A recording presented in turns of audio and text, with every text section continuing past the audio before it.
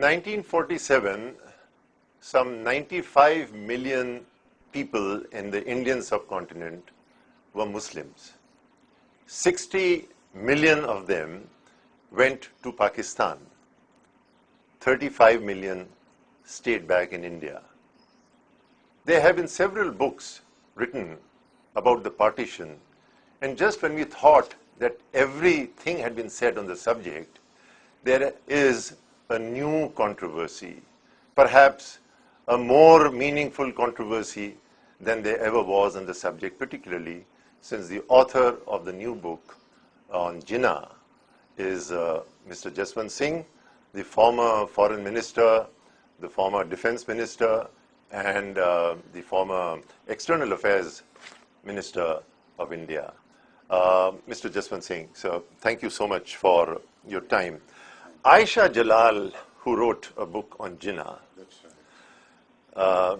before your book came out the other day, she says that Pakistan has failed to fulfill the needs of the people who campaigned for Pakistan. Would you say that there has been a similar flaw in the tryst with secularism in India?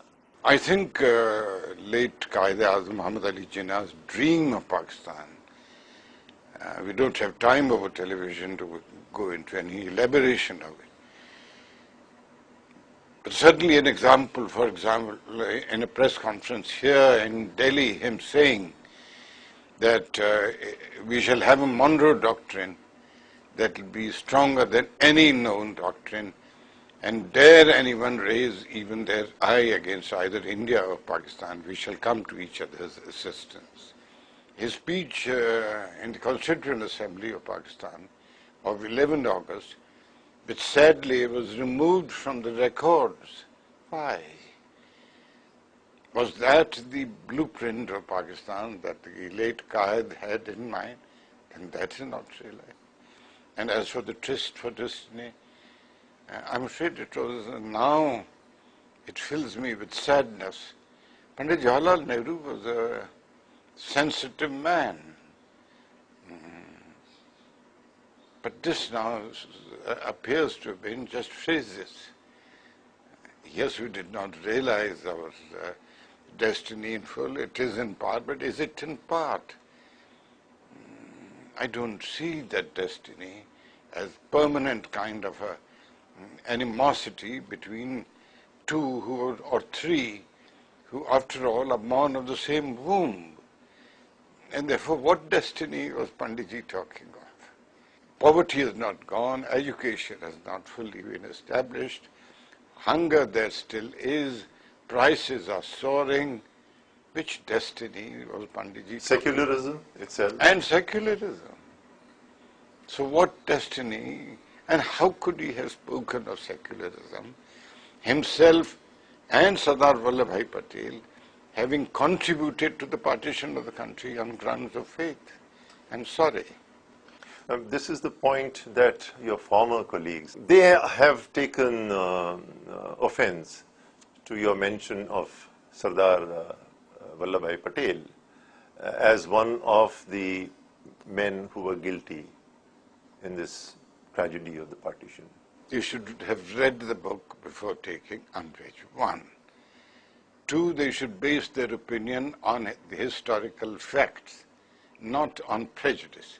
3, simply to tar Muhammad Ali Jinnah with a brush of demonization, they should not try and raise or give a position of elevated importance to any of the Indian historical personalities. So is that the reason why you can accept or perhaps at least understand why people are burning your books in Gujarat from the BJP, or why the Congress party is keen on getting the book banned in Madhya Pradesh? I don't know what the Congress wants to do. They certainly are guilty of partition, being one of the contributors to partition. Pandit Jawaharlal Nehru himself is saying it. In later years, I made a mistake to Stanley Walpert.